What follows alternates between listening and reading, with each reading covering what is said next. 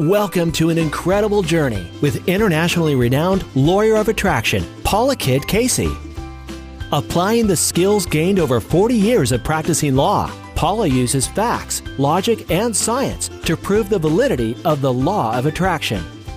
Join Paula each week as she explores unique concepts, allowing you to rediscover the wisdom of the ancient masters, all while weaving in the science that proves magic really does happen.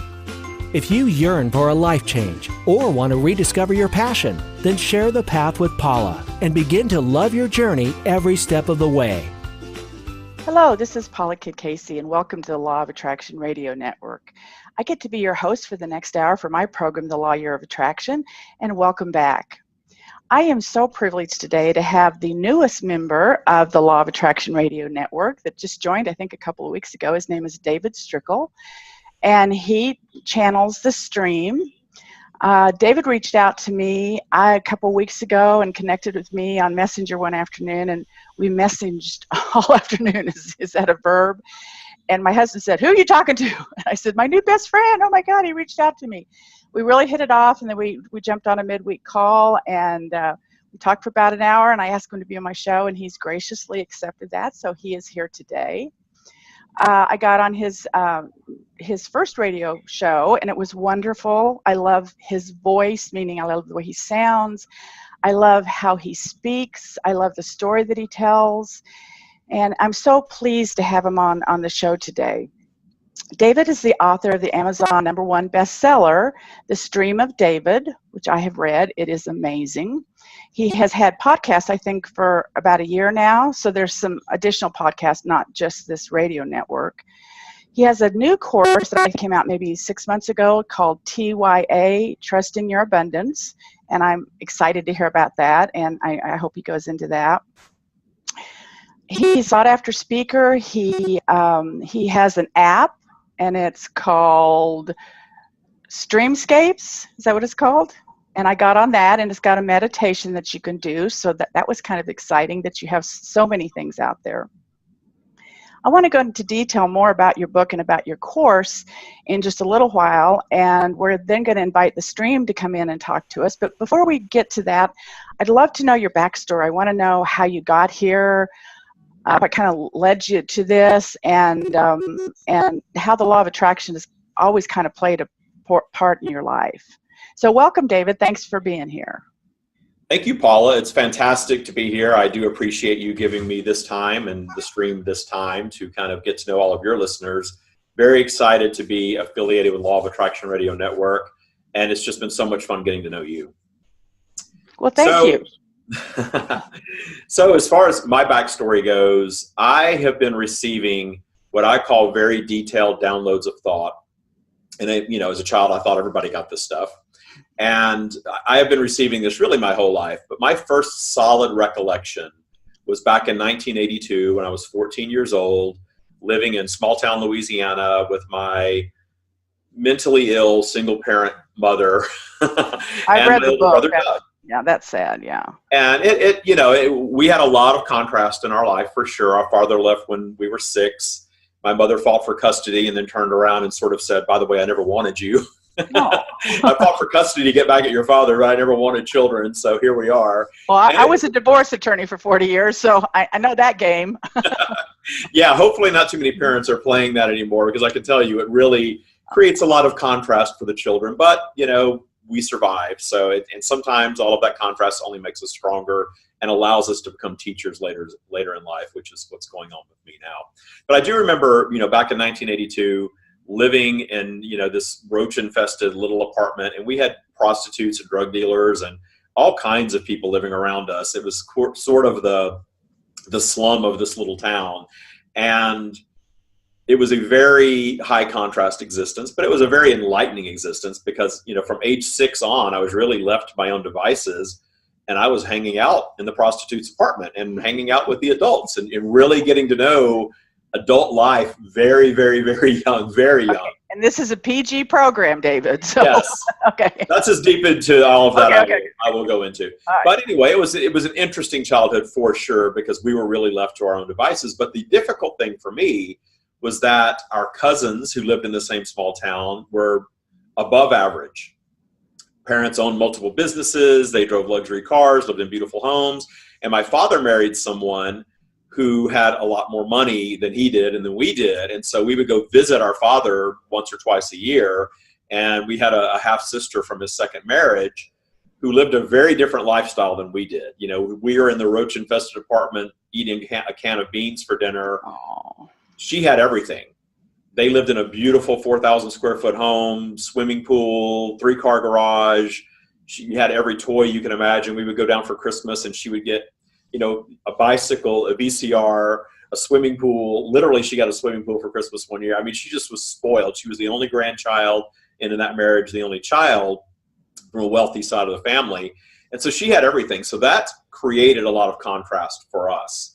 And I remember telling Doug in 1982, my older brother, that, you know, it's coming to me that we need to mentally place ourselves in the position of having all of the things that they all have and not be jealous, just mentally place ourselves in their shoes, and those things will materialize for us. Wow, that just gave me goosebumps. And of course, my very Christian older brother said, that's not biblical, that's crazy, you're insane, I don't know where this is coming from, you know, I don't want any part of that. And we kind of went our separate ways as far as, you know, faith and spirituality, and we still are very different. And I will tell you that both of our lives have turned out very, very good. So, you know, there's different paths, and I respect that. But for me, by the time I was in high school, I was driving a brand new car. I was wearing the nicest clothes. I figured out the law of attraction in high school in a Before single they even parent. called it that. I mean, maybe they called it that. No, I thought I invented this thing. And I always say I thought I invented the law of attraction, which I know sounds ridiculous. But, you know, at that age, back in 1982, I hadn't read or even heard of Think and Grow Rich. It's just something that just came to me, and it worked. And then I set about really manifesting material things in my life and money until I was 40. That was really my sole focus. And it created even more contrast in my life. And I won't get into all that necessarily. But, you know, by the time I was 19, I had my own business. I started out, you know, as a very poor kid. My first profession was real estate developer. At 18, 19 years old, I went and convinced a landowner and bankers and all of these people to develop real estate, and it worked. And it didn't make me rich, but it gave me a lot of fantastic business experience. Sure. So, you know, that's kind of, my life has been very unusual because of all of this that's been coming to me. And in my mid-30s, by the time I got into my 30s, I was really trying to figure out, I realized that I was getting stuff that other people were not getting. I was different. There was something about what I was receiving that was just really detailed knowledge of how the world works. And I would watch people, intelligent people on television arguing in politics, all of this stuff. And it would just come to me that this is all just a version of reality that I can choose to participate in or not. And it really, none of it has anything to do with my life. I create my reality. And if I don't want to participate in that, it doesn't have to be part of my reality. And I just knew it. So I started seeing psychics. And I didn't want to start studying other people's ideas and thoughts because what I was getting was so powerful. I wanted to go to people who really understood the other side, who really had connection to the energetic realm. And I went, it's funny that I actually manifested a path. I was living in Atlanta, Georgia, and I actually manifested a job promotion that moved me to Orlando, Florida. And shortly into my stint in Orlando, I discovered this little village called Casadega. And I don't know if you've heard of Casadega, but Casadega is I read your book. Yeah, it's a cool little place, but it's tiny. It's not like Sedona at all. No one knows about it. It's outside of Orlando, and it's, you know, this tiny little village, and it's spiritual. It's a spiritual vortex for sure. It's an energy vortex. And someone, you know, people started telling me about it, and they said, well, if you really want to go to a legitimate psychic, that's where you need to go. And you need to go see Hazel in the Pink House. So I looked up Hazel. Her name is Hazel Burley. She's still there. She's still in business. She's been there since 1975. And I made an appointment, and I went to see her. And I was early for my appointment.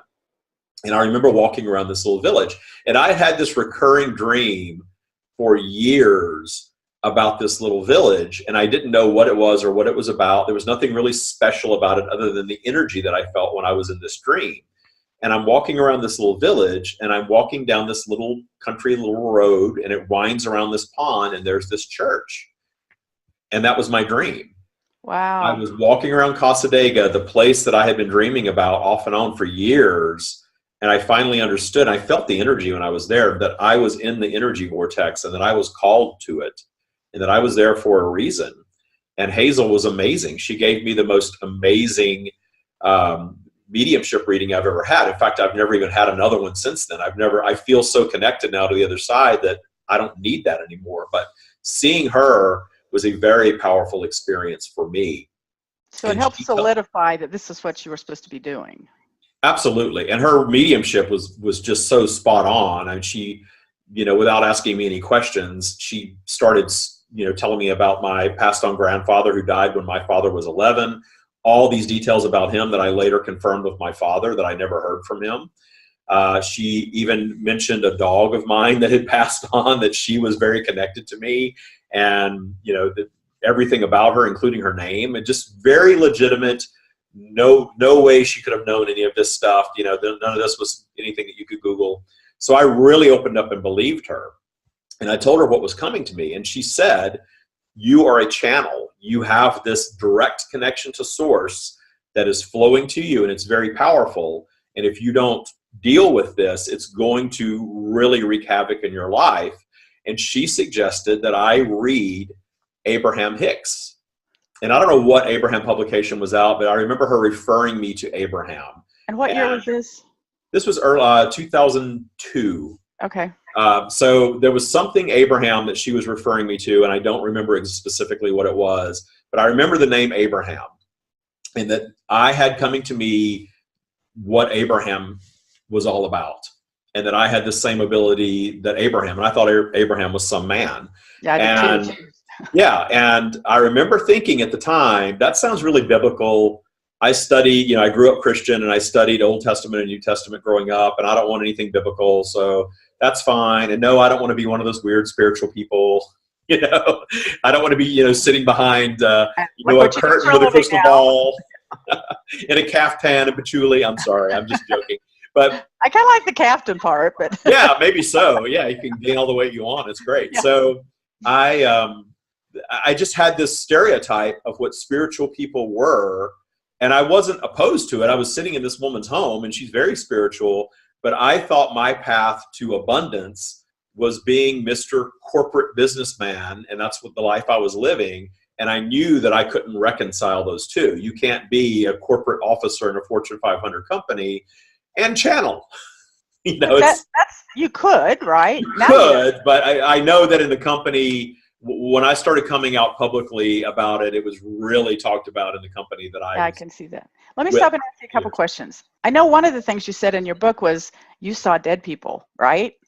Before you even knew about all this stuff, you would see, like, I think you saw your dead grandfather, right? And you were out by a barn and you saw somebody that wasn't really there. I mean, did that register to you that was unusual? Did that scare you? Did you realize then that you were connected differently than most people? That was part of the puzzle for sure. That, I recall very, very clearly to this day. And it was right after my parents divorced. We moved back to my mother's hometown. My grandfather took care of us in the afternoon.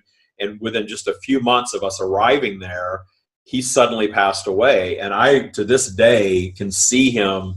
I just saw him. He was standing right in front of me next to his car, and his car wasn't there, and neither was he, but it was just there.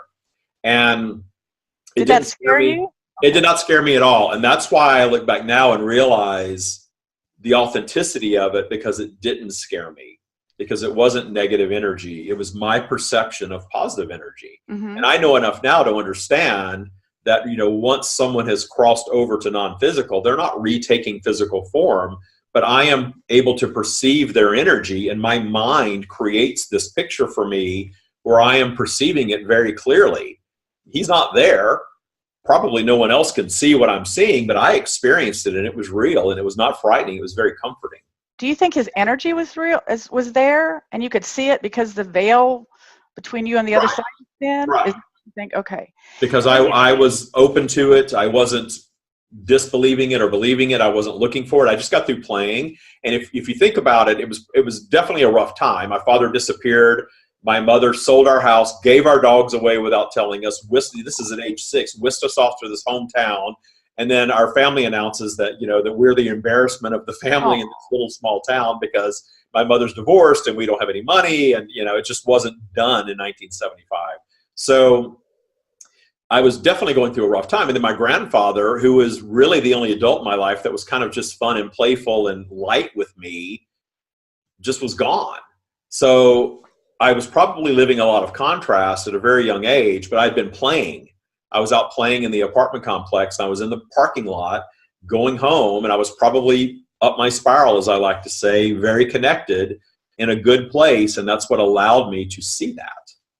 Well, that probably gave other things. I mean, I can tell you a million stories. So. Let me also ask you a quick question about Think and Grow Rich, because when I read your book, the two things that jumped out at me was Think and Grow Rich was kind of important to you, and then Abraham Hicks. And those are the two that are important to me. I'm a consultant for Bob Proctor in Think and Grow Rich, but Abraham Hicks brings something so much deeper than Think and Grow Rich. So how did you get involved in Think and Grow Rich? Well, I was just led to it, and I don't even remember the exact, I'm sure I read that book probably late 20s, early 30s. But I remember it really resonating. And that was the first time that it sort of hit me that, that thing I thought I invented that I've been living, has been around forever, and it's some other people understand it. And that was my connection with Napoleon Hill. And I think I had another connection with Napoleon Hill in that it seems to me he's someone who had all of this coming to him and was, at least in that book, singularly focused on creating wealth with what he had coming to him.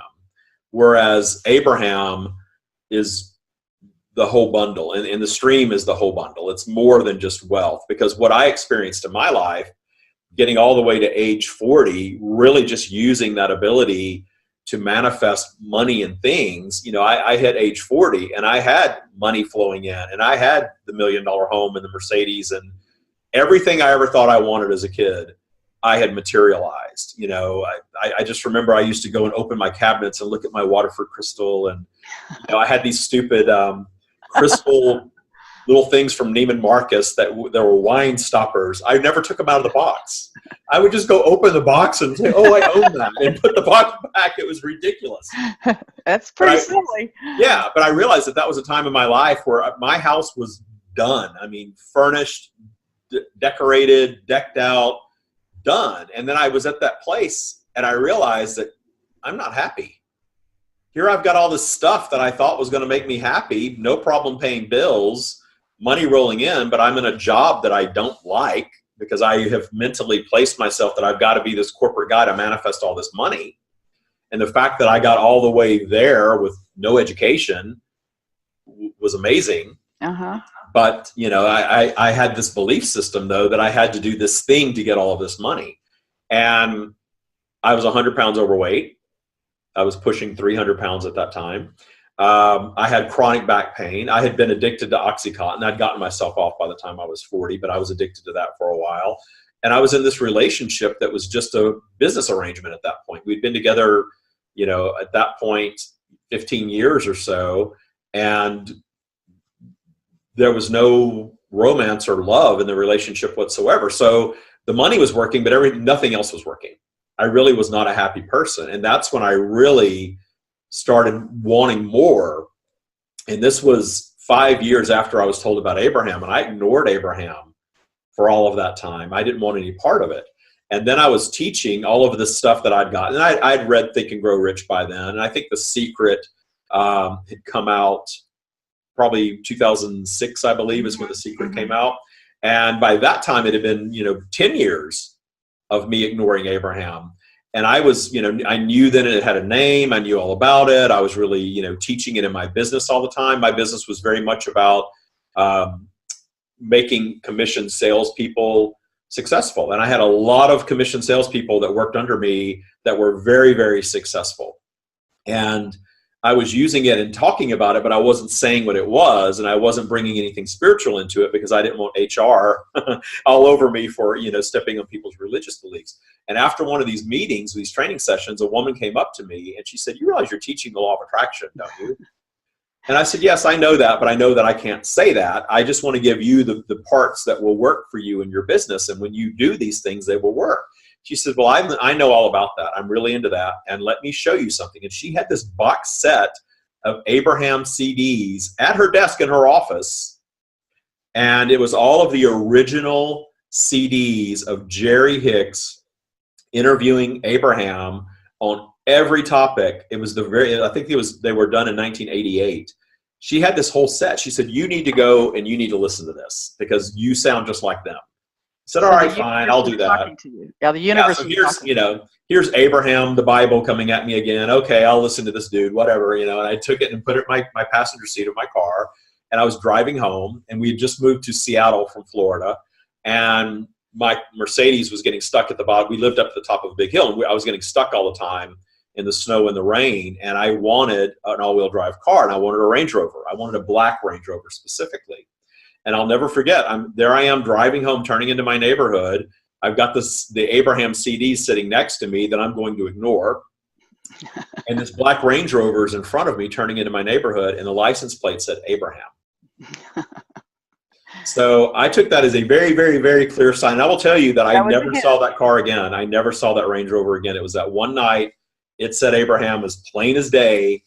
I went home and stayed up all night listening to every single Abraham CD. And then I became an Abraham junkie for the next 5 years, daily, in my car, everywhere, just absorbing it and resonating with it. And I'd never even really heard of channeling. I'd never heard of Seth or Theo or any of that, or even Jay-Z Knight, and she lived right where I lived.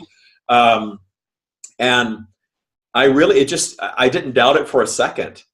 And I got, okay, Abraham's a woman, and it's not her, she's channeling, but it just all made sense. And it was I felt like I was at home. It was incredible. And it changed my life. Absolutely. So how long was that before you started knowing you were channeling the stream? Within, I would say I absorbed a lot of Abraham and understood on some level that I was sort of getting that also. But it was a few years before I started channeling it, because I was getting it, and then I started using it, and it was sort of a combination of what I was getting from Abraham and what I was getting for me, because it was sort of like for me, and I'm not trying to go into criticizing Abraham at all. I love Abraham. But there was a little sliver of the pie that for me was missing. Mm-hmm. And the stream was giving me that little sliver of the pie, and it was all about polarity. This whole thing about polarity was coming through, because the Abraham message is sort of just get happy, be up your spiral, be in a positive point of attraction, and you get all of your stuff. And that's absolutely true. It's absolutely true. But for me, I was struggling because I wasn't up to spiral all the time. I would go down. I would crash sometimes. And I was still struggling. I was losing the weight, trying to get out of the bad marriage, trying to get out of the job, and all of that stuff, and having success, mixed results with all of it. And I was really getting that we can't outrun polarity as human beings. We've got to deal with the fact that polarity governs all creation. All creation occurs via attraction, absolutely, but it's governed by polarity. That's why we have a mix of positive and negative in a physically manifested environment, and why we always will. There's not going to come. Go ahead. We have to know what we don't want, so we know what we do want. Right, and Abraham does teach that. They do teach, to embrace the contrast, that these things are arriving in your life as obstacles to overcome, and all of the obstacles inspire new creation. That's what the cycle is all about, but that's why polarity exists. That's why you are taken down your spiral sometimes, no matter what's going on. You have days that suddenly you just feel down, and you feel lethargic, and you feel hopeless. And all of the stuff that you were dreaming about and connecting with maybe a day earlier seems ridiculous and impossible and can't happen, and it's never going to work. Well, that's by design, because we didn't come here to live lives of perfection. We exist that way when we're not physical. Physical is about overcoming obstacles. So what do you suggest to get back up that spiral? Well, you have to deal, and what I teach now, because I started getting that polarity message, and one of the first things when I did end up teaching myself how to channel, and that's a whole long story in and of itself, but it took years to learn how to do it, to speak it to a point where I can be of use to other people. But one of the first things that I asked when I was really in a conversation mode with what I now call the stream was, why am I doing this? Why does the world need another channel? Esther, I used to call her the Beyonce of channeling. She's fantastic at it. I saw that. Yeah, Beyonce is just great at whatever she wants to do. Well, Esther's the same way. She gets up in front of her audience, and it's just amazing what she channels and how she communicates. So the answer that I got was that everything is ever evolving, ever changing, and unfolding. And Napoleon Hill absolutely was way ahead of his time, but helped a lot of people. And The Secret was groundbreaking for a lot of people. And of course, the alignment with Oprah sharing that message really caused it to explode. And we have evolved to a place now where we're really ready to close the gap on the law of attraction. We're really ready to understand how to deal with polarity and how to truly align and stay that way, and really break down that barrier between the non-physical and the physical, and let all of the stuff in that we want. And that led to us developing this 4-component spiritual practice that we call Taya, T-Y-A, and it stands for Trusting Your Abundance, but we call it Taya. It's a spiritual practice. It's not a religion. There's no rules. You're not worshiping anybody or anything. You can actually do this spiritual practice within your own belief system, no matter what your belief system is, because there's no judgment about anyone's belief system in it. But what Taya consists of is the tools and the practice of forgiveness, because releasing the past, and this is a place where we differ from the Abraham teachings a little bit. We really do want to go back and clean up things from the past, because there are things from our past that absolutely flavor our now reality. And so many of our limiting beliefs are rooted in very early childhood. And very often it's things to do with parents. Even very well-meaning parents will teach some things that springboard into contrast later in life. And if you don't go back and deal with that stuff and really deal with it and change your beliefs and habits about it, it will follow you all the way through your life. I have clients now, I have a Taya boot camp where people come in 8 weeks and learn this spiritual practice, and it does amazing things in their lives. And almost every single client that comes through has stuff from childhood. They may have the best parents. They love their parents. This isn't about judging parents. It's about the fact that we have generational differences, and parents by design deliver a little bit of contrast to all of us. Mm-hmm. One way or another, and you can detune that stuff. You don't have to detune your parents necessarily, but you can detune some of the things, these little morsels that you picked up from their teachings or someone's teachings very early on, and you allowed to gain momentum. And this little thing that you learned way back then turns into self-doubt, limiting beliefs, self-loathing sometimes, these big abundance blocks that just continue to build and gain momentum. And so many things, so much contrast later in life is rooted very early on. And so we work on detuning all of that stuff. Can I ask you a question about that? Sure. Okay, so what we put our attention to grows, right? So if we put our attention to things that happened in our past that were not helpful, I'm assuming we do that in a pretty swift way so we can acknowledge it and let it go. Yeah, that's why, I have a Facebook group about Taya, but I don't get in there trying to guide people through this outside of the boot camp environment, because the last thing I want to do is take somebody down to the bottom of their spiral, down into the worst moments and aspects of their lives, and leave them there. Right. It does take, for most people, the person. That's why I have the boot camp. It takes the personal coaching and the interaction and the tools and the processes to do that without getting dragged down. It's not like therapy where we want you to go and relive all of that stuff, but you've got to acknowledge it. And then we go through a detuning process where you soften your focus, because really what the stream is taught, and it's a very simple explanation of quantum physics, but everything that has happened before this very moment and everything that's going to happen exists as thought.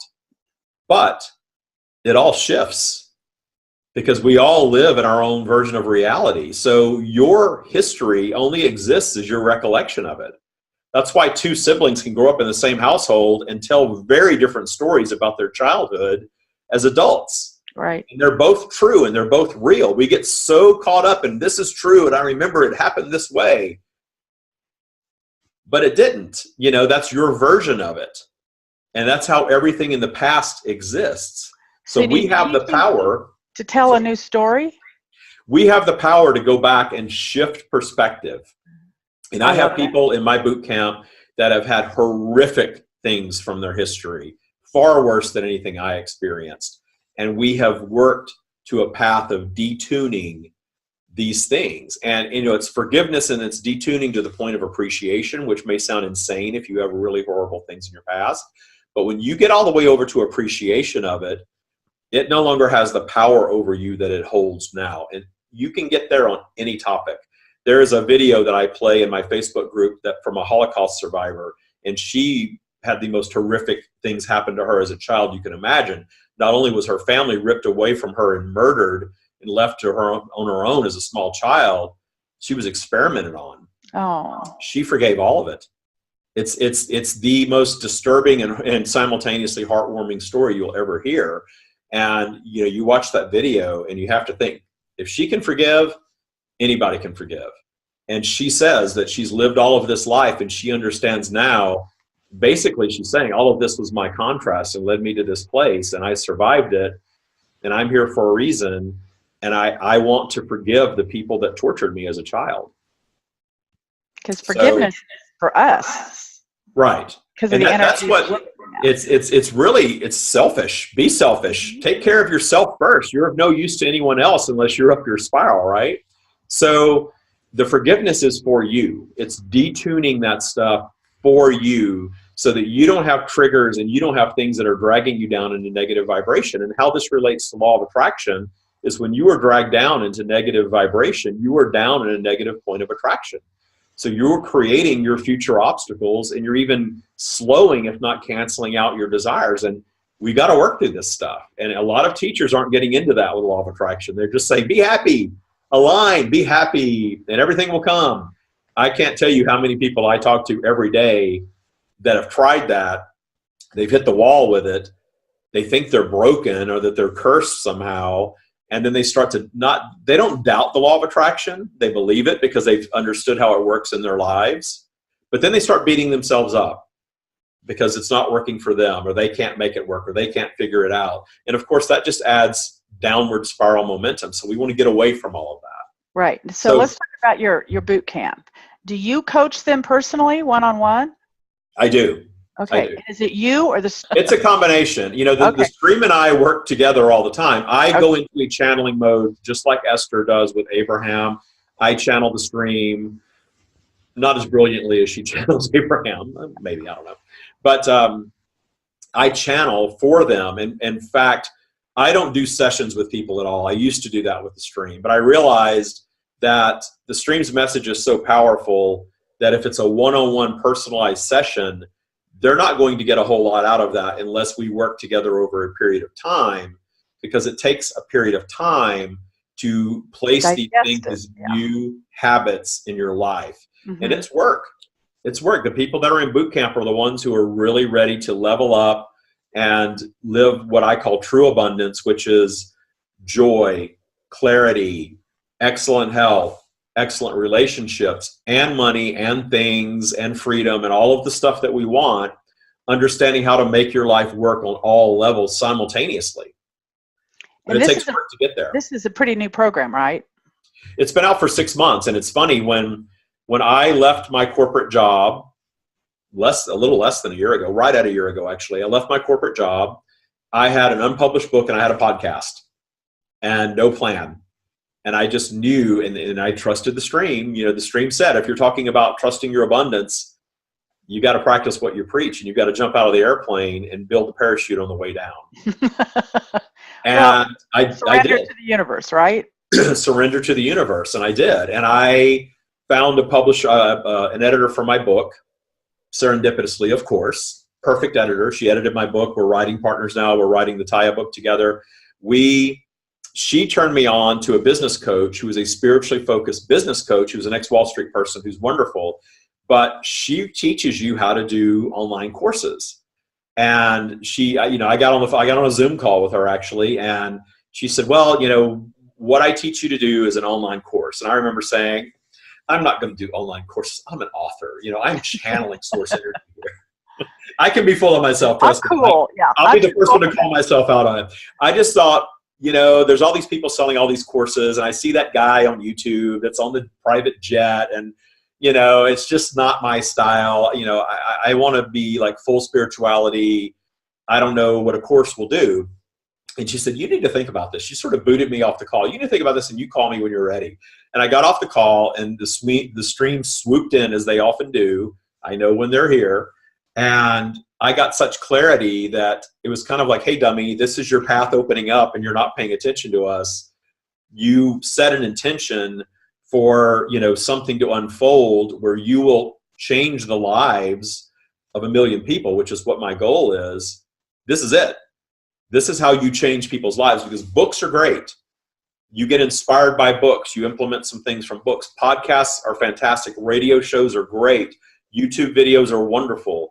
They're inspiring. They're uplifting. Internalize the information. It doesn't change anything. But until you get into a boot camp environment, for those people who really want to level up and change, you're not going to get those results most of the time. Unless you are an incredibly disciplined person, you're going to absorb it, you're going to embrace it, and then you're going to fall back into your life and fall back into your patterns. Mm-hmm. And what boot camp does is you do this while you're living your life. So you don't have to stop living your life to come do it. In fact, the holidays are coming up, and somebody said, well, I don't know, should I do this after the holidays? I said, are you kidding? You should do it during the holidays. What better time to detune all of the negativity in your life and really see things from a bigger picture than being at the holiday dinner with your brother-in-law, no longer arguing about politics.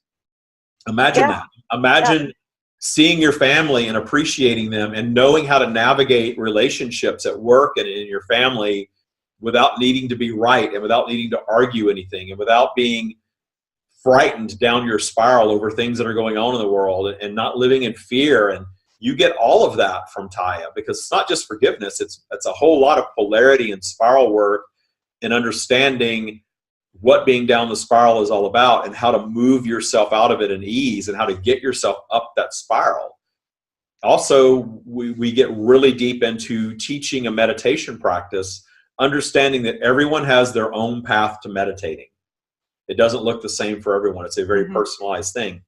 And that's simply about getting high enough to allow source in and allow that connection to flow enough to get all of that clarity. And then the final thing is that we teach you to set intentions habitually.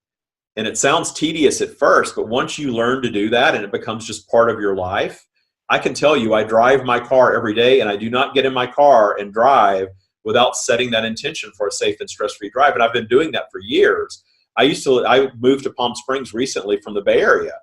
Traffic in the Bay Area is horrific. And when I was working, I lived right in downtown San Francisco, and I had to leave the city and drive out in different directions to visit different locations all the time. And I set that intention. I never had road rage. I never really got stuck in traffic. I never had an accident. I never got a ticket. My drives were safe and stress-free all day, every day, because I set that intention and I believed it, and it works.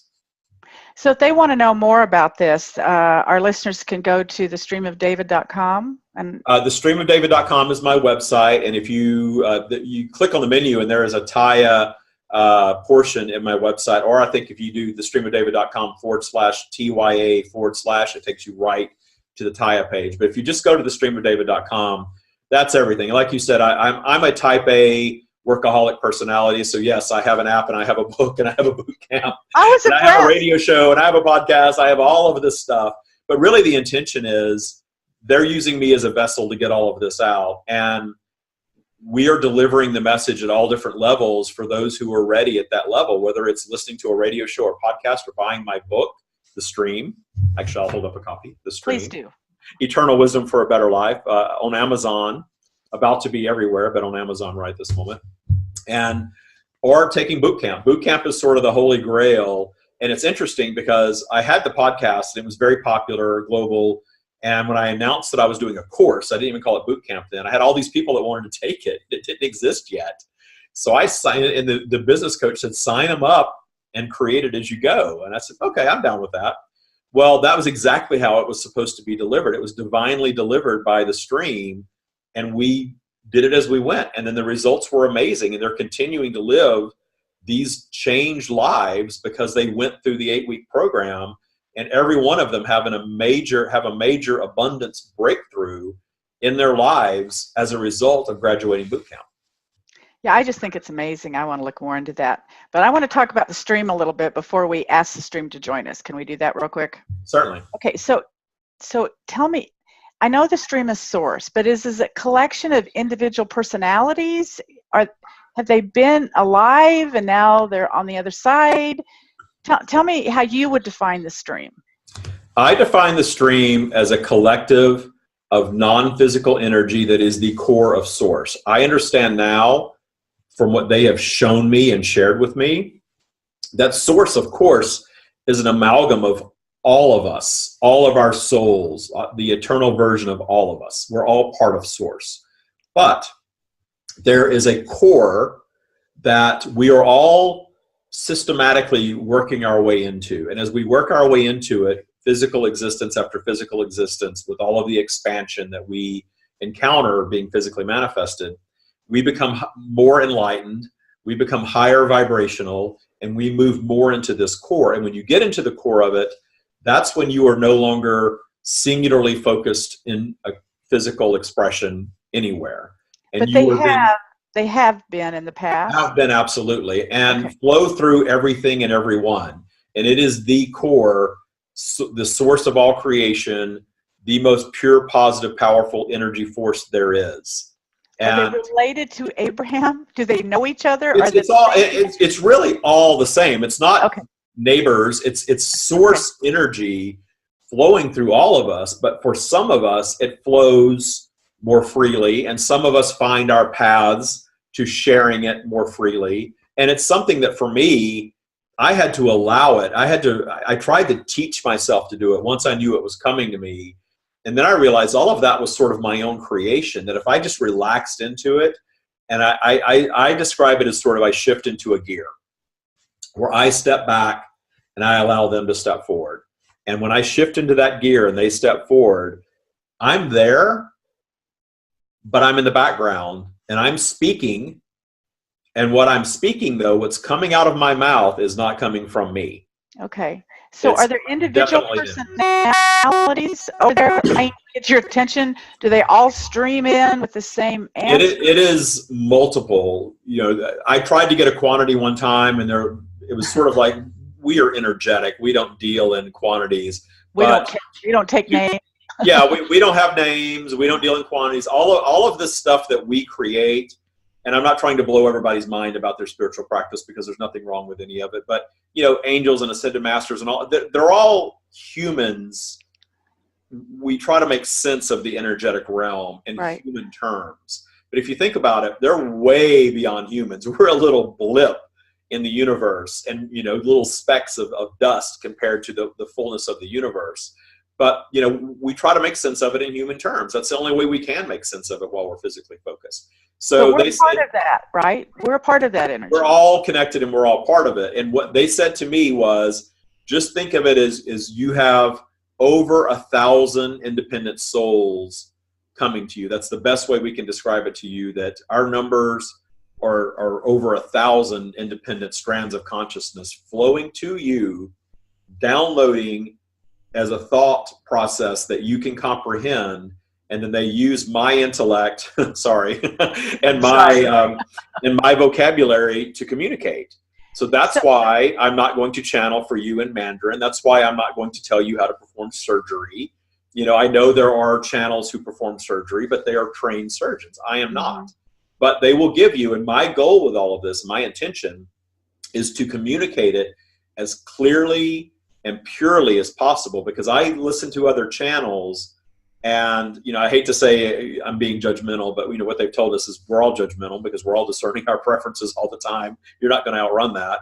But I hear things and I'm thinking, oh, that even Napoleon Hill, there were older versions of that book where he's talking about sexual transmutation, which I won't get into all that on your show, but it was obviously very influenced by the religious culture that Napoleon, right. So I want it to be as unflavored by me as possible and as pure as possible. Let me ask you this. Have they ever said anything that surprised you or that went against what you believed?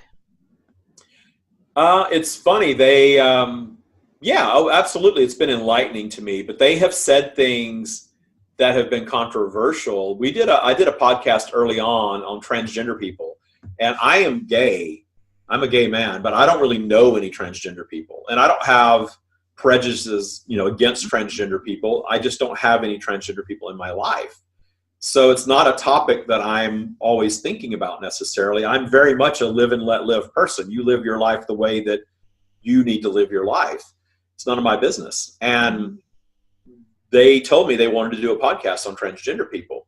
And they got into this podcast, and when I was channeling, they said that there is no transformative surgery that we can undergo that will fix us, that we have to be up our spiral and make peace with ourselves. And then from that high position, if we decide we want to change our bodies in any way, that's our decision to make, and there's no judgment from them. And I got some backlash from that. I'm being anti-transgender and all of this, and that wasn't the point at all. The point was, and now that I have a little more knowledge of transgender people, because it actually brought some relationships into my life from that, that if you haven't made peace with yourself and you think a surgery is going to fix you, it's just like someone getting plastic surgery thinking I'm going to have this new face and it's going to make my life all better. Well, you've got to make your life all better first and get up your spiral, and then you can do whatever you want. So there's no judgment about someone having a transformative surgery, but the message was get up your spiral about it, get the clarity going, and then make your decisions from there what you want to do. You intended to come the way that you are, but that doesn't mean you have to stay the way that you are. You're navigating this life, and it's yours to navigate, and there's no judgment from source. Like contrary to popular belief. Abraham says you can't get there from here. I mean, you got to get happy to be happy. You got to make peace with yourself before you can and I think part of it is my intentionality. Maybe we go into more controversial things than what Esther's, and she answers questions, channeling. So the Abraham energy is there, and their modality is to answer whatever question comes their way. And very obviously they answer anything. And what the stream is doing that's a little different is we're coming up with a topic and putting things out there because of the collective asking, but not necessarily always, in a podcast or a radio show or in a book, we're giving information that isn't necessarily specifically being asked. Have you ever heard of the book Cybernetics by Maxwell Maltz?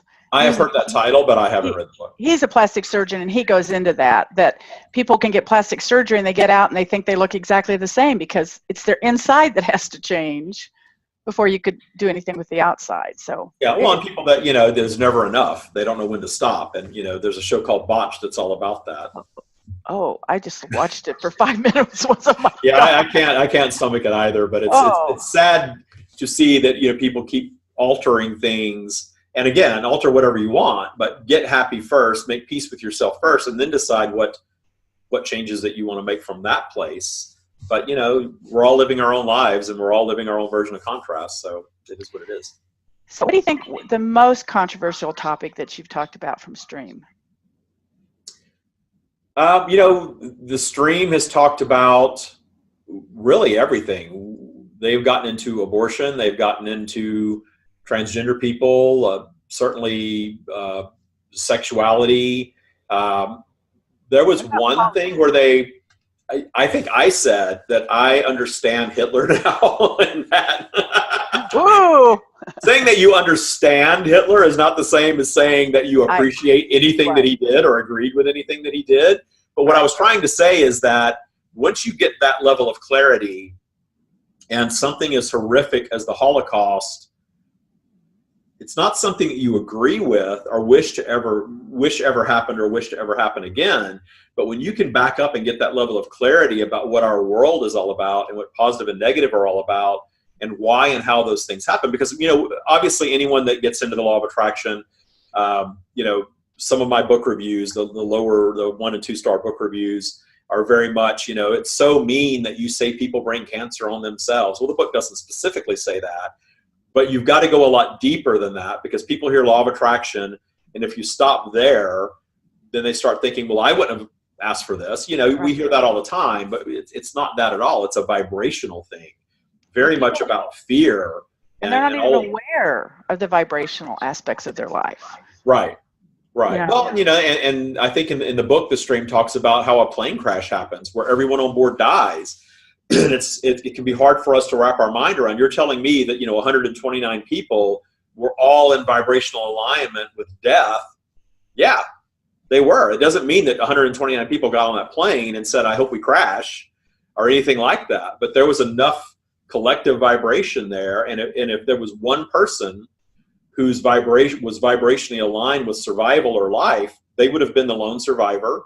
I have known someone that was not a lone survivor of a plane crash, but one of, I think, 3 people that survived a massive plane crash. Mm-hmm. That shows you right there that is how this works. Wow. If you pull fear out of the equation, you then understand how so much contrast happens, because we have this fear going on and this vibration in the back of our minds, sometimes from just years of hearing something, and it's an ingrained belief that you don't even realize you've got going on. Right. So what does the stream think about our politics? The stream doesn't have, that's one thing everybody always wants. What's the stream's opinion? And there's no judgment from them. They are not pro or anti anything or anyone. And, right after the last presidential election, I have followers everywhere, but certainly in the United States, I had a lot of personal friends that thought the world was going to end because Donald Trump became our president. And I did a podcast about that, about it will end for you if you think that way. Right. You're giving so much of your power to politics. And I learned that lesson from the stream when George W. Bush got elected. I lived in Florida. I was in the contested place when he got elected. And I really questioned, for me at the time, I was a liberal Democrat for the most part. I really questioned how the world was going to work. And that was at a time in my life where I was really starting to get the stream. And that's when I stepped back and said, whoa, wait a minute. It doesn't have to change for me at all. He does not have to impact my life and what goes on. And sure enough, during the Bush years, my life soared. All of these stories that I started off with here today were happening during the Bush years. And during the recession, I earned more money year after year during the recession. There were parts of it that sucked for me, just like everybody else, yes. But my personal life really took off during that time. And I proved to myself that the leaders of your country do only have the power over you that you give to them. Oh, I love that. Yeah. And we don't have to give them any power.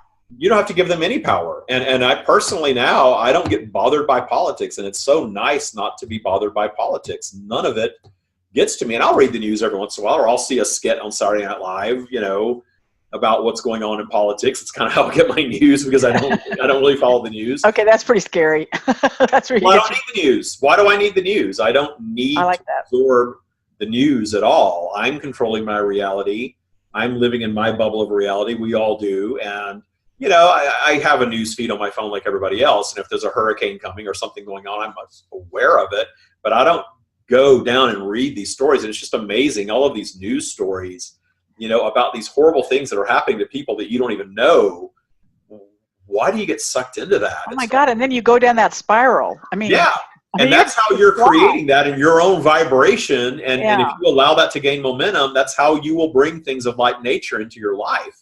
And it's none of your business. It's got nothing to do with you. You reading that story is not going to change what happened to those people. It's not. And people want to save the world. I have a lot of friends that want to save the world.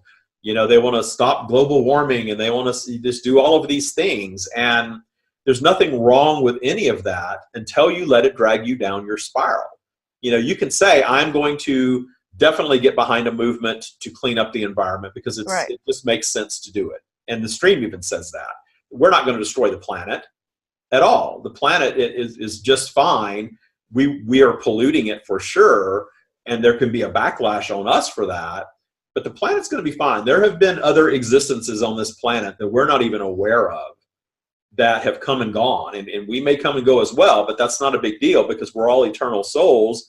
We're going to just morph into another existence. So speaking of being, controversial, when you start telling people, clean up the planet if you want, get involved in politics if you want, but draw the line at, I'm not willing to allow that to drag me down into negative vibration.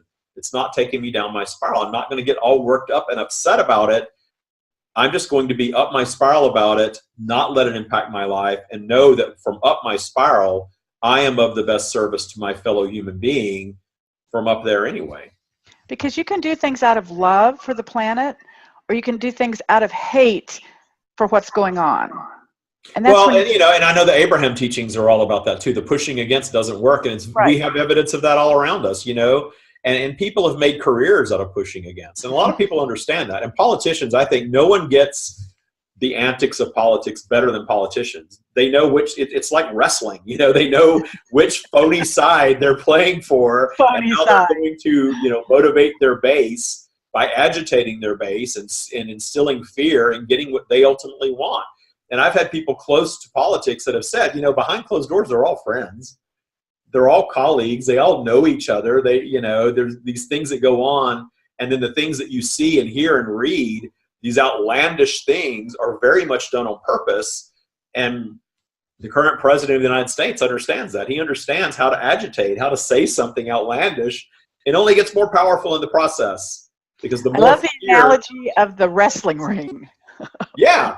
The fake wrestling ring. I love that analogy. Well, I remember as a child in Louisiana, I had a lot of friends that were into professional wrestling, and they thought it was real, and instantly, and I'm not saying that I'm some brilliant genius, but I remember looking and thinking, that's BS. That's not real. Those people aren't real. This is all fake. It's the same thing. It's all smoke and mirrors. Well, all reality is right. It's only real if we give it the power to be real. Truly. Yeah. Truly. I would love to talk to the stream. Do you think we could do that? Yes. Okay. So I'm just going to be quiet, and then the stream's going to come in and say we are here. Is that correct? They always introduce themselves. They always announce themselves by saying we are here. And I just have to, I always know when they're flowing through me, and they definitely are. And I've already had a very deep meditation this morning, so it should be pretty easy. And will you come back after that, or should we say goodbye to you now? You can guide that.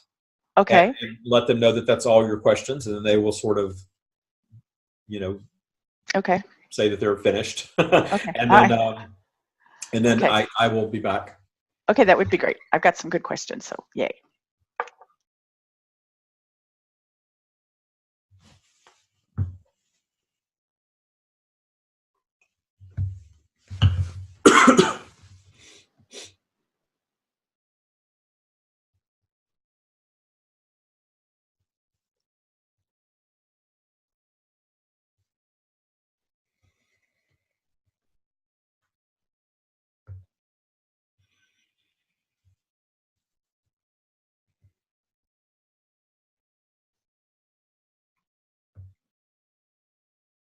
We are here. Hello, thank you so much for joining us. I'm thrilled to actually talk to the stream. So I have some questions. How do we connect to you? How do we connect to the stream? You all have your own personal connection to us flowing to you and through you. It is actually flowing to you at all times. We have described it like a Wi-Fi connection that is always there, always on. But you, especially now in modern times with all of your distractions, tend to, with your very active minds, drown it out with your thought, with your doubt, with your angst, with your focusing on getting things done, focusing on your day-to-day lives. Your lives are very, very busy and very hectic in recent times compared to the majority of humanity's existence, because you have all of these amazing creations that you have manifested, and these things have made your physical existence easier. They have made your spiritual connection, however, more difficult for a period. But we will tell you that since your dominant intention is to find your paths back to joy, back to the state that you exist in when you're not physically manifested, you have now evolved to a place where all of this technology that you have created is actually bringing a greater degree of clarity to humanity. So you have morphed through a period where you allowed your technological advances to cut you off from your natural stream, your natural source connection collectively. And you have certainly gone through a period where you have allowed that natural stream, that natural source connection to be commandeered by others in the name of religion and spirituality, others' ideas of what your flow is all about, what this stream connection is all about, and then proceed to assign boundaries and labels and rules to it to control you. And due to this technology that you now have, this modality of communication, you are moving out of that period now. You've gone through a period of what we call society building for quite some time, where you all allowed yourselves as humanity, as a collective, to be programmed to live a certain way. You were told to live this way and pair off and reproduce and have a marriage contract and save your money and work your job and retire and die. And multiple societies on your planet have used that to some degree to your advantage, because it allowed you to build societies and come up with what you have going on here now, which is far advanced to where you have been. And it's created contrast. There's positive that has come out of that, and there is negative that has come out of that. But you are moving now into a period of a collective upswing of positive, because you are coming together globally now and understanding that all of that society building stuff, all of those things that for generations humanity has been taught for centuries, will fall away. All of that tradition will begin to fall away, and you will begin to collectively reconnect and allow your own personal source connections to flow and seek your own clarity and go within for answers rather than listening to the rules assigned by others. So this is why we say that you are now collectively ascending to a higher vibration. You are becoming more intelligent beings, finally, as a result of all of this technology. So you see that we are moving in the right direction, that there's a lot of positivity coming?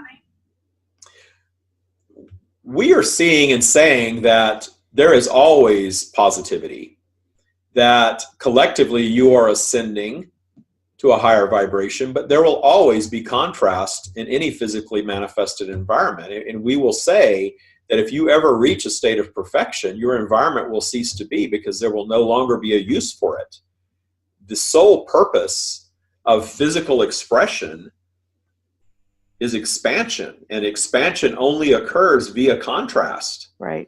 Placing and overcoming obstacles and expanding in the process. And you do this in your individual lives, and you do this as a soul entity, and you, as a soul entity who is part of Source, that which we are, contributes to your own expansion. You move more and more into the core that you call Source, which powers our expansion. We are energetic. We are in an energetic realm. We are not physically manifested. And we need expansion to continue, or we will cease to be. And that is not possible. And we will tell you one more thing with this, that positive is always more powerful the negative, always. Negative will always exist, but positive will always win. And just when you think you've been over the rainbow and you found the state of perfection, you are right around the corner from the next negative explosion that will then drive even more positive. So it is a cycle that as long as you are physically manifested, you will not outrun. But when you return to your completed state, the energetic realm where we are, there is no negative. Is my stream the same as David's stream? The entities that would stream through me, are there? You all have source running through you, but you absolutely are all powered by independent, what we would call strands of consciousness, what you might call a soul. And you absolutely have your own unique to you version of that is flowing to you, that is your personal soul connection, that is singularly focused in your body. And you have what we call, for lack of a better term, vibrational neighbors, other strands of consciousness that you are more closely linked to. We have often described consciousness like a rope, where you have little independent strands that are tied into a string or wound into a string, and those strings are wound into a larger string, which is wound into a rope. And if you think about that into infinity, that is what your energy is. You are part of a collective, and you are all moving more and more into the core through expansion, but you do have other strands that are your vibrational neighbors that you experience non-physical existence closely with, that you experience physical existence with. You know these strands when you meet them in human form. You often call them soulmates, people that you resonate with instantaneously. We will always have an identity. We'll always know who we are. We may not always be Paula and David, but we will always know. We will always have a consciousness and know who we are. Is that correct? In your completed state, you are omnipresent and omniscient. You are all-knowing of everything that you have ever encountered, and truthfully, everything that you will ever encounter. It is a state of all-knowing of all things that you cannot begin to comprehend as a human being. And when you project yourself into a physically manifested environment, you are, by design, by intention, drowning out the larger part of you so that you can come and be singularly focused in a human body, experience contrast, and find your path or not to freedom and joy while physically manifested. You come here to discern your preferences and experience them and allow them to manifest. But you don't just blend into nirvana and be part of this consciousness and not know everything that you already know, right? When you say blend into nirvana, we believe you are speaking of when you die, cross over, return to your completed state, become one with the energetic realm. You are then all-knowing, all-seeing, aware of all of your physically manifested existences. Okay, so you're still aware. Absolutely. Okay, so when our intuition is talking to us, is that you? That is your version of us, absolutely. When you are up your spiral and thoughts and ideas flow to you, that is your intuition. That is very much what David is receiving right now, but in a turbocharged version, if you will. Many I love that version. souls of collective that are flowing, that he has allowed and taught himself to allow to flow through him in spoken word and written word. How can we learn to trust our intuition more? If you are aware of where you are on your virtual vibrational spiral, and you can teach yourself to be aware of it, when you feel good, you are up, and when you feel bad, you are down. It is as simple as that. The ideas that are coming to you when you are up your spiral, up in positive emotion, those are source connected. That is your stream. you are in positive, you are connected with that which we are. And we are pure positive energy. So we are not connected to you when you were down. But you go down by design. You go down to make some bad decisions. You go down to create some obstacles. You go down to slow some of those desires so that you are living lives of contrast, so that you're placing your next bump in the road that you will overcome if you choose to enjoy. You can overcome your obstacles in joy, understanding that your next obstacle can morph into your next opportunity if you so allow. But if you fear your obstacle and you dread your obstacle and you allow your obstacle to send you racing down your spiral, then you will not have that experience. It will be an obstacle. And you will eventually overcome it, but it will be a bumpy path. If we're in a negative vibration, and I think if we can all be aware of that, because I think once you become aware that this is a vibrational universe, if you're in a negative vibration and you have some ideas, are you saying that source is not there? Source is only giving you ideas when you're up the spiral in the positive vibration? You only have source flowing to you when you are in a positive vibration, when you are in a positive state of emotion. By design, you go down into negative at times. Polarity will drag you down. You drag yourselves down very often. You allow your environment to drag you down, sometimes more often than need be. And when you are down there, you are disconnected from source. How do you get back up? Give us some ideas on how you get back up.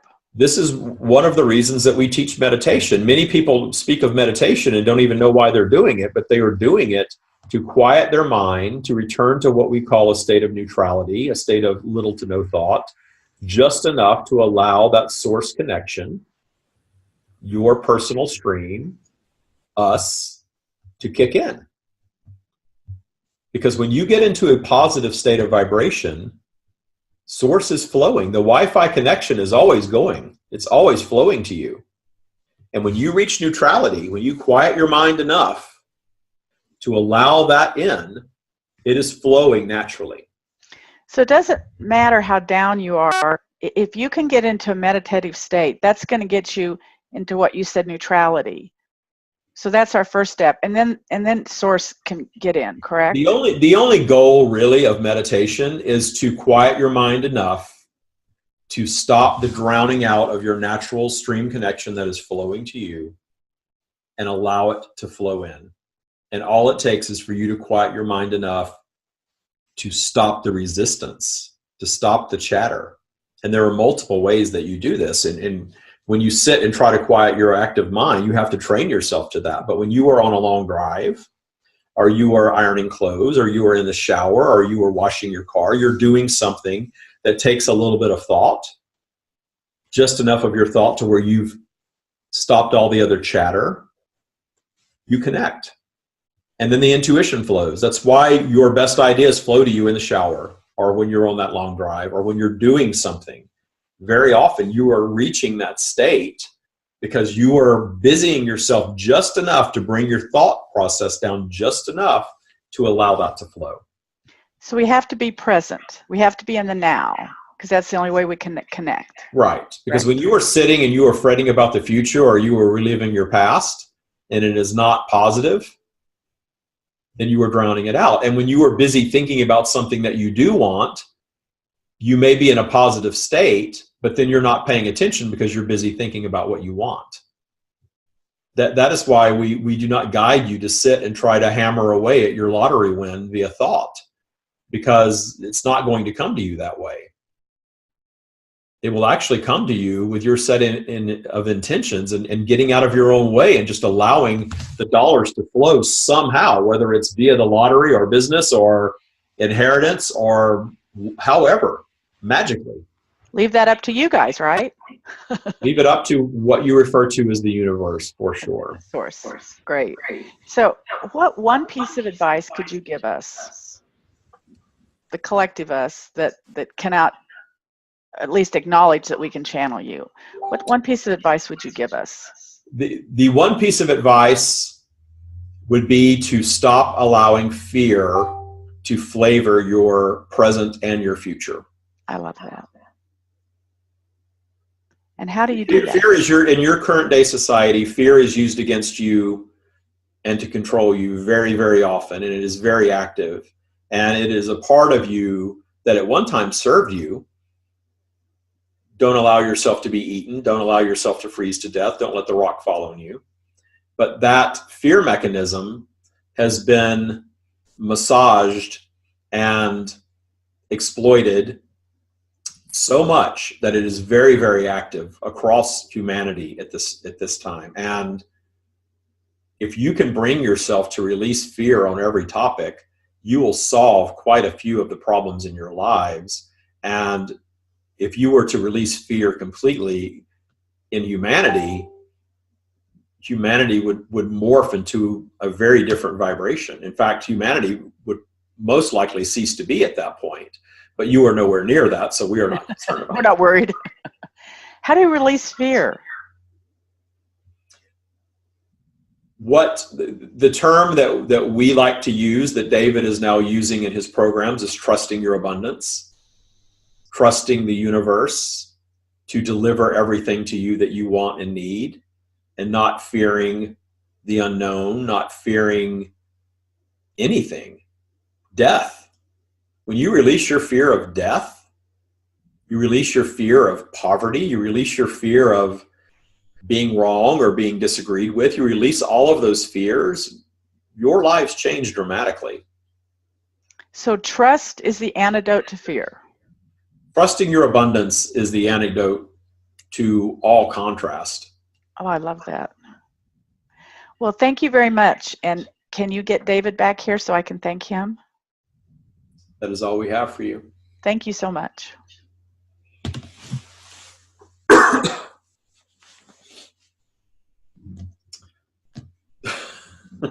Are you back? I'm back. I love them. I want to hang out with them. They're wonderful. David, thank you so much. This has been so much fun, and it's so enlightening. I think it's something that everybody needs, and I hope everybody listens to this with an open mind. They probably wouldn't be on this radio network if they didn't have an open mind, but you're such a great addition to this network, and I appreciate you being on my show today. I appreciate the opportunity, and I look forward to getting to know everybody better. I do too. So thank you so much, and we will be right back. So we are back, and I want to thank David and the stream for being on my show today. I think there was some amazing information that we can all take and use. And if you can trust your abundance, that's the antidote for fear. I can think of nothing else that would be more important in our lives for us to understand that. And as I always say by Ram Dass, we are all just walking each other home. Thank you for joining me this time. Don't forget to find me at lawyearofattraction.com. Email me at paula@lawyearofattraction.com. I'd love for you to buy my book on Amazon, The Law Year of Attraction. Also, I have a YouTube channel, Paula Kid Casey, Law Year of Attraction, and follow me on Facebook. So until next time, thank you so much, and I appreciate you being with me today. Thank you. Thank you for joining Paula Kid Casey on Lawyer of Attraction radio show. For more information about Paula programs and her book, please visit www.lawyerofattraction.com. Until next week, may you experience the magic of manifesting genuine abundance.